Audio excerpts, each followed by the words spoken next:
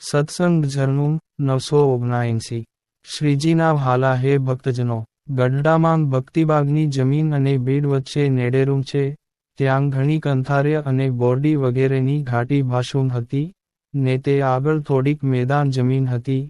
તે જગ્યાએ એબલખાચરની ગાયો અને ભેંસો ચોમાસામાં રહેતી, ને ત્યાં એક ઓરડી હતી, ને ત્યાં કંથારેની મોટી ભાષ્ય હતી.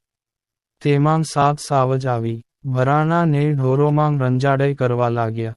તે વાત ગોવાળે એબલખાચરને કહી, તેથી એબલખાચર સવારમાં માણસોને લઈ ઢાલ, તરવાર, બરછી બાંધી, ઘોડે ચડી તૈયાર થયા.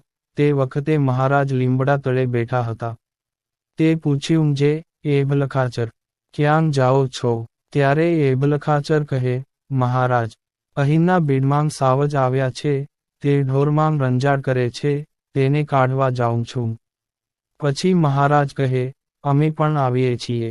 એમ કડી માણકી ઘોડી મંગાવી ને પોતે ઢાલ, તરવાર, તીરનો ભાથો ને કમાન લઈ માણકી ઉપર સવાર થયા, ને પાળા તથા પરમહંસોને સાથે લઈ એબલખાચર બેડા બીડમાં પધાર્યા, ને ઘોડીએથી હેઠા ઉતરી, જે જગ્યાએ સાવજ બેઠેલા હતા તેને જોયા.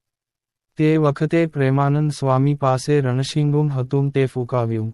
તે સાંભળી સાથે સાવજ ત્રાડું પાડવા લાગ્યા. ત્યારે મહારાજે કમાન ભાથો વગેરે દાદાખાચરને આપ્યા, ને સર્વેને કહ્યું, જે તમે આંગી ઊભા રહેજો ને એ સાવજ અમને વાધે ત્યારે અમને સહાય કરજો. તે વખતે એબલખાચરે મહારાજને સ્તુતિ કરીને ઘણા વાર્યા, પણ મહારાજ વળ્યા નહીં ને સાવજ સામા ચાલ્યા ને પાસે જઈ ડાકલ મારી, એટલે કૂતરાની પેટે પૂંછડી હલાવતા તેઓ નજીક આવ્યા ને લોટવા લાગ્યા ને કોદાળવા માંડ્યું, ને ફરતા આંટા મારવા માંડ્યા, એટલે એબલખાચર વગેરે સર્વે માણસ અકળાવા લાગ્યા. પછી સાતે સાવજ ઉત્તરાદી વોકળીમાં ચાલ્યા ને મહારાજ તેની વાંસે ચાલ્યા. તે બીડમાં વોકળીને સામે કાંઠે ગયા ને ત્યાં મહારાજના પગમાં આળોટી ચાલ્યા ગયા. તે જોઈ હજારો માણસ આશ્ચર્ય પામ્યા. પછી મહારાજ કહે, એ સાવજ આ બીડમાં રહેશે, પણ કોઈ ઢોરને મારશે કે કણશે નડી. એ સાવજ આબુ પહાડના યોગી છે ને બુટી સૂંઘવાથી સાવજનું સ્વરૂપ બન્યું છે ને અમારા દર્શન કરવા સારું અહીં આવેલા છે. જુઓ, કોઈ ઢોરને મારી માંસ ખાતા નથી, માટે એ 7 દિવસ રહેશે, માટે તેને કોઈ બોલાવશો નહીં. એમ કહી ઘોડે ચડીને મહારાજ પાછા દરબારમાં પધાર્યા. પ્રેરક પ.